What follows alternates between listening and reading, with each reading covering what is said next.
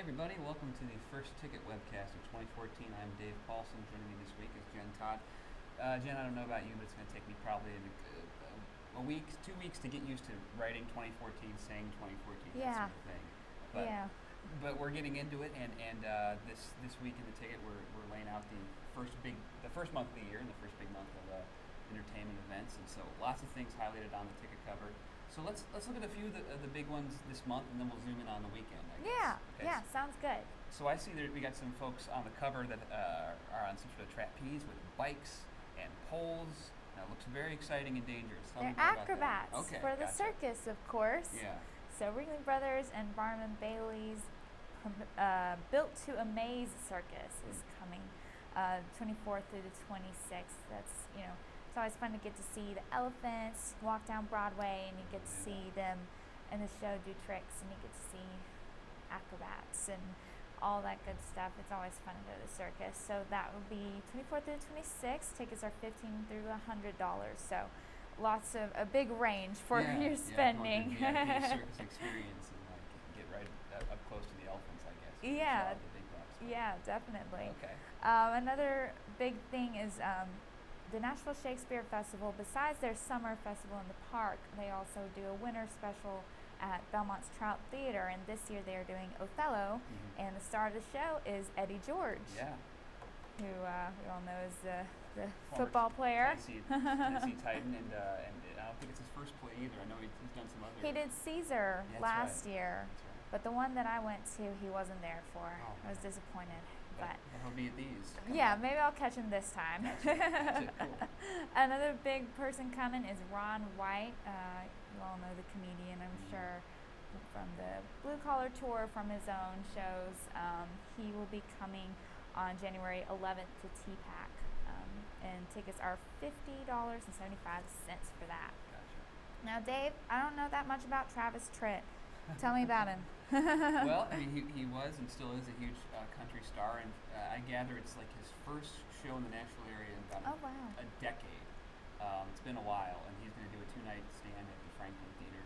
I'd be surprised if there are if any tickets left for this, but it's a 2-night stand on the 13th and 14th at the Franklin Theater, so we'll get tickets on that. He's going to have some special guests on different nights, including Kid Rock, a bunch of other folks you can read about in the ticket section at Tennessee.com/music. So that's happening. Apparently his first show in Nashville in a decade, which is crazy. Because he's had a ton of country hits. More than a few Nashville connections. So that's happening the 13th and 14th. Awesome.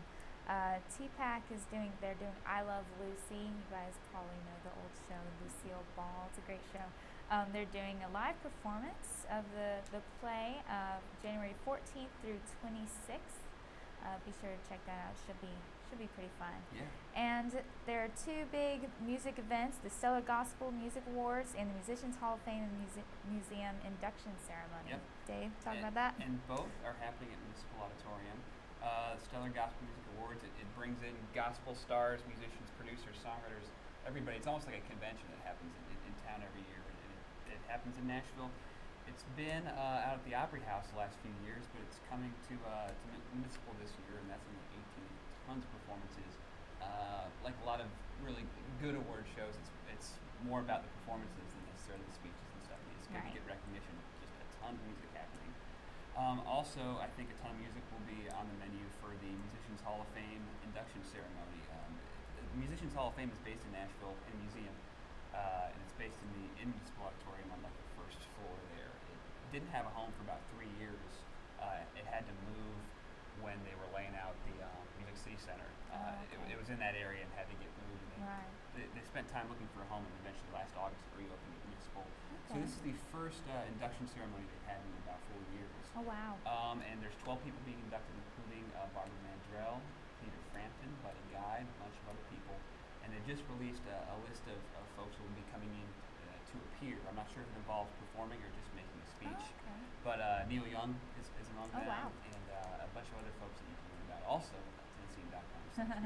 So 2 big events happening in this auditorium this week. Yeah. Awesome. And that's kind of the big ones that we've focused in on the ticket cover. And then we've got a bunch of stuff that's also happening this weekend or the next 7 days, including next Wednesday, another comedian, ventriloquist, is coming to Bridgestone Arena. That's a huge show. Yes, Jeff Dunham is coming, and He's hilarious. He has his puppets. You might know him for his puppets. Ahmed, the dead terrorist, or Peanut, or Walter, who's kind of the grumpy old man puppet. Right. It should be a pretty fun show. What is it called again? The Disorderly Conduct Tour. Oh man. So be sure to check that out. Out the rule book. At Bridgestone Arena on Wednesday. Okay, What's cool. going on.